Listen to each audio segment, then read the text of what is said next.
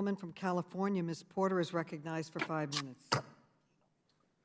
Madam Chair, I seek unanimous consent to enter into the record findings from the Turnaway study of women who sought abortions. Without objection. Before Dobbs, even under Roe, Americans who wanted an abortion were denied.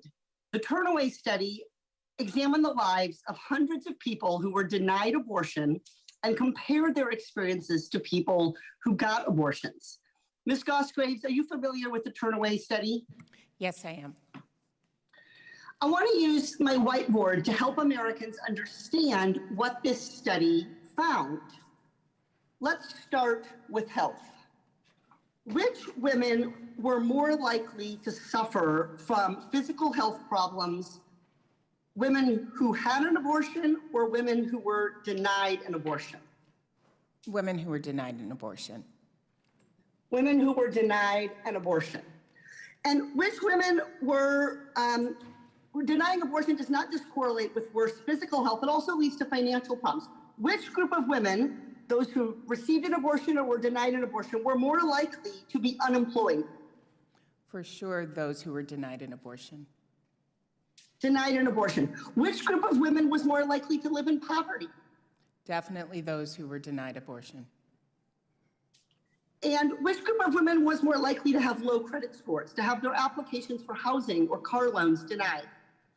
Those who were denied an abortion.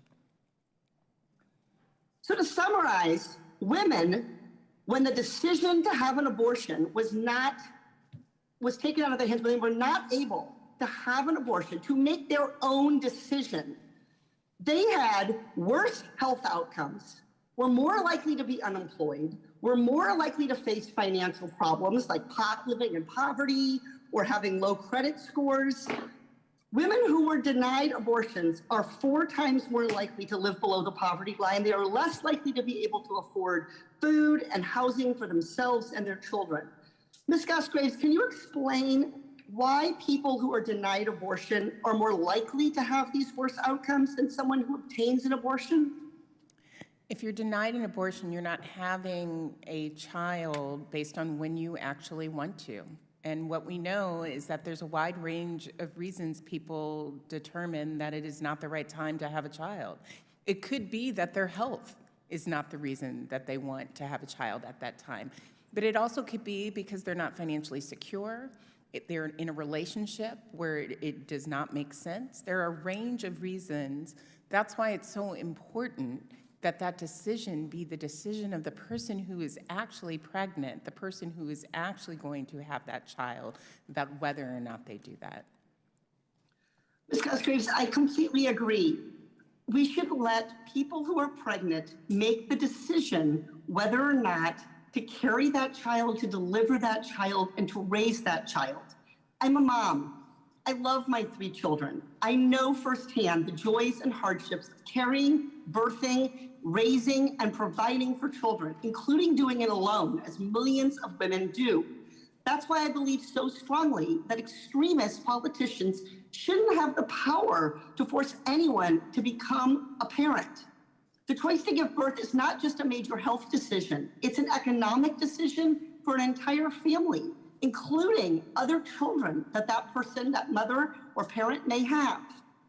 Many women experience a significant decrease in their incomes after having a child, and income declines even further after the birth of additional children. Many parents are forced to leave the workforce altogether to care for their kids.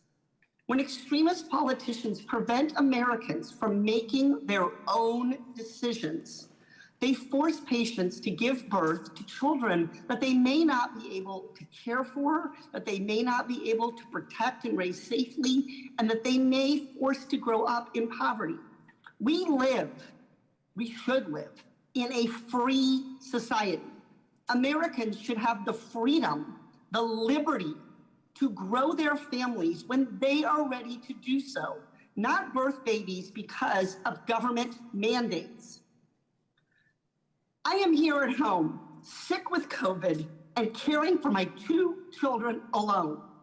I do not need, and American women do not need, any politicians telling them when and if they should make the decisions to raise children. I thank you, Ms. Scotch-Grace, for your testimony and everybody on this panel, and I yield back. The gentlelady yields back. The gentleman